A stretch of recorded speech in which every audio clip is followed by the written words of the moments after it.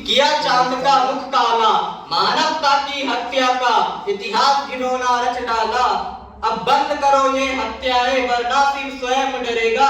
तुम ही भक्षक बन बैठे तो रक्षा कौन करेगा। आदरणीय डायरेक्टर सर, प्रिंसिपल सर, अध्यापक और मेरे प्रिय साथियों, सभी को मेरा नमस्कार।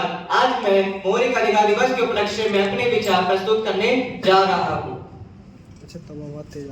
मानवता के अधिकार सभी अधिकारों में सर्वोपरि होता है। आप लोगों के लिए अधिकारों की सुरक्षा और रक्षा के लिए पूरे विश्व में हर साल 10 दिसंबर को मानव अधिकार दिवस मनाया जाता है। संयुक्त राष्ट्र महासभा ने वर्ष 1948 में 10 दिसंबर को दुनिया भर में अंतर्राष्ट्रीय मानवाधिकार दिवस मनाने की घोषणा की। आज भी ऐसे कई वंचित तबके हैं जिन्हें अपने अधिकारों के बारे में पता नहीं है। अगर मैं मानव अधिकारों के हनन उल्लंघन की बात करूं तो इसका प्रसार विश्व के अधिकतम देशों में है। लगभग 5 दशकों से संयुक्त राज्य अमेरिका ने मानव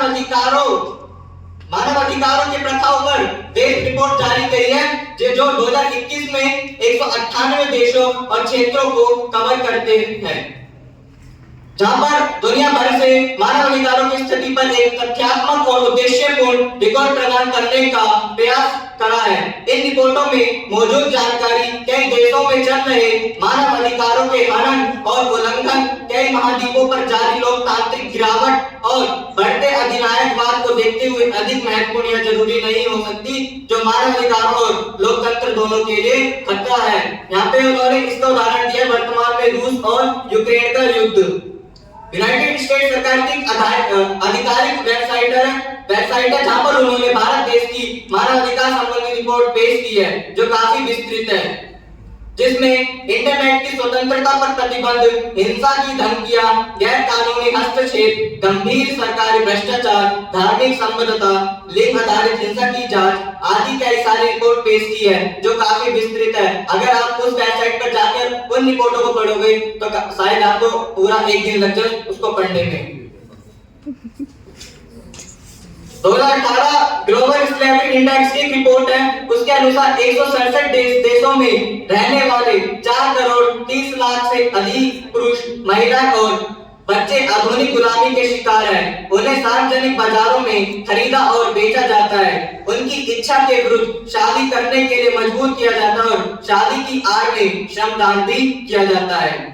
आदि ऐसी कई बातों का उल्लेख इस रिपोर्ट में किया गया है। इस रिपोर्ट में इन समस्याओं को आधुनिक गुलामी कहा गया है तथा 2018 में आधुनिक गुलामी के सबसे अधिक प्रसार वाले 10 देशों में जिनका नाम उल्लेखित है वह उत्तर कोरिया, इरिट्रिया, बुरुंडी, मध्य अमेरिका गणराज्य, अफगानिस्तान, मॉरिशनिया, दक्षिण सूडान, कंबोडिया, ईरान और पाकिस्तान है।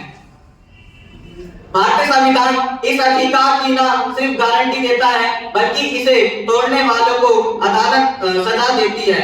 हमारे देश में आए दिन ऐसी कई समस्याएं और घटनाएं हमारे समक्ष आती है जो मानव अधिकारों का उल्लंघन करते हैं, चाहे वह राजस्थान की घटना हो या बंगाल की या केरल की या तमिलनाडु के मणिपुर की, चाहे वह समानता के अधिकार का उल्लंघन हो या किसी व्यक्ति की हत्या।